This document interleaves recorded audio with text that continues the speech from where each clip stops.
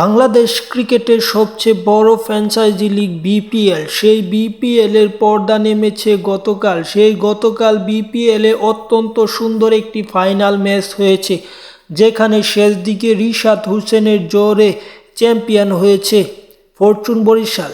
এই বিপিএলে Rajshahi, Fortune Barishal, Rangpur Riders, Sylhet এবং চিটাগাং কিংস, খুলনা টাইগার্সের, ঢাকা ক্যাপিটাল সহ দেশের শক্তিশালী ফ্র্যাঞ্চাইজিগুলো নাম লিখিয়েছে এবং শক্তিশালী বা আকর্ষণীয় একটি টুর্নামেন্ট হয়েছে।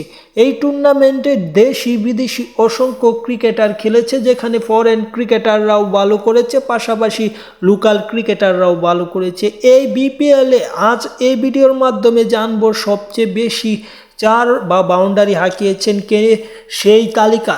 এই তালিকায় সবার উপরে নাম আছে ফরচুন বরিশালের অধিনায়ক তামিম ইকবাল। তিনি 48টি চার হাঁকিয়েছে, এটা ম্যাচ চলাকালীন সময়ে, এবং ম্যাচ পরবর্তী সময়ে আরও তিনি 4টা চার, মানে ম্যাচ পরবর্তী বলতে তিনি এই সময় ম্যাচ খেলছিল, তারপর থেকে তিনি আরও 4টা চার মারে, মোট 52টি চার তার দখলে থাকে। এবং 2 নম্বরে আছে মোহাম্মদ নাহিম শেখ, তিনি অত্যন্ত ভালো খেলেছে, তিনি মোট 46টি চার মেরেছে। 3 নম্বরে আছে এনামুল হক, তিনি দুর্বার রাজশাহীর হয়ে খেলে, তিনি 38টি চার মেরেছে। 4 নম্বর আছেন সিলেট স্ট্রাইকার্সের জাকির হাসান বাংলাদেশের টেস্ট ক্রিকেটের একটি বড় নাম হলেও তিনি টি-20তে ভালো করছে, এটাই তার প্রমাণ। সেখানে তিনি 36টি চার মেরেছে। এবং 5 নম্বর তালিকাটা দেখলে এখানে আছে উসমান খান, তিনি ছিল চট্টগ্রাম কিংস বা চিটাগাং কিংসের হয়ে খেলেছে, যেখানে তিনি 36টা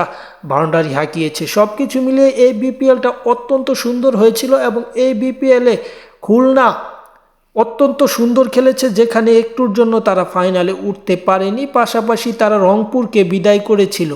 এবং এই বিপিএলে ঢাকা দুর্দান্ত খেলেনি বা খারাপ খেলেছে বলা যায়, ঢাকা শক্তিশালী দল হয়েও তেমন ভালো সুবিধা করতে পারেনি। অপরদিকে চমক দেখিয়েছিল রাজশাহী, তারা দুর্বল দল হলেও প্রায় ভালোই খেলেছে, একটু